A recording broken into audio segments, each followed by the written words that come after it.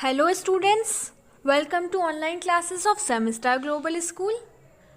Myself Kanika, your science teacher. From today, we are going to start chapter number 11 of class 8. The name of our chapter is Force and Pressure. First, we will discuss about force. Now, look at the pictures. They are showing various actions. Opening a door, kicking a football, hitting the ball with a bat, lifting a bucket filled with water, moving a book placed on a table. Have you thought what is common in all these actions? In all these actions, either a push or a pull is involved. To move the book, we push it or pull it. To kick a football, we push it. To lift a bucket full of water, we pull it. To open a door, we either push it or pull it. That depends upon the door. To hit the ball with the bat, we push it. So, we can say that to move an object, either a push or a pull is involved. Now, what is force? A push or a pull on an object is called force.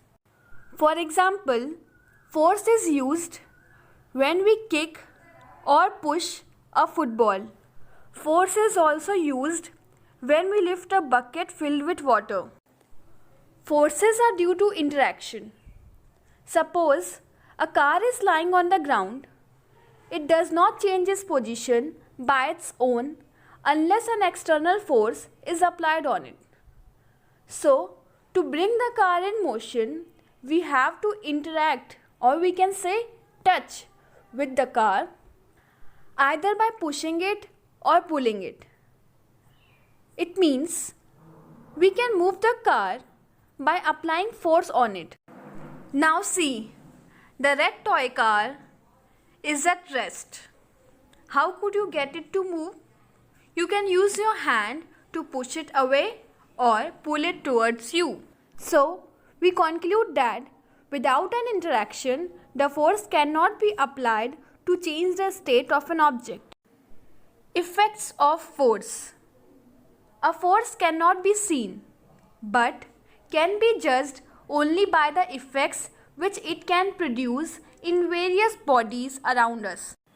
A force can produce various effects. Its first effect is it can cause motion in a stationary object, that is, object at rest. For example, baby is kicking a football kept on the ground with his foot. Then the football starts moving. In this case, the force of his foot moves a stationary football. So, we can say force can cause motion in a stationary object or object at rest.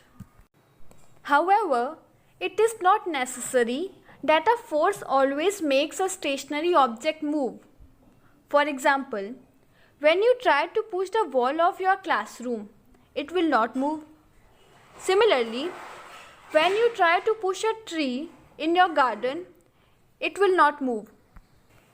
This is because the force is applied by you is not sufficient to move the wall or a tree. Sometimes, force applied by us is not sufficient to move an object. Next is, force can stop a moving object. Suppose you are moving your bicycle. What can you do to stop? Yes, you will apply brakes to stop your moving bicycle. So, force can stop a moving object.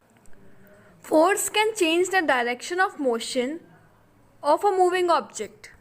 In a cricket match, when a moving cricket ball is hit by a bat, then the direction of cricket ball changes and it goes in another direction. So, the force exerted by bat changes the direction of moving cricket ball. Next effect is it can change the speed of a moving object. Suppose you are moving a bicycle at certain speed. Now, If someone pushes the bicycle from behind, then the speed of bicycle increases. If someone pulls the moving bicycle from behind, then the speed of the bicycle decreases. And the last effect of force is it can change the shape and size of an object. When you fold a piece of paper, squeeze a tube of paint or toothpaste, you apply force to change the shape and size of the object.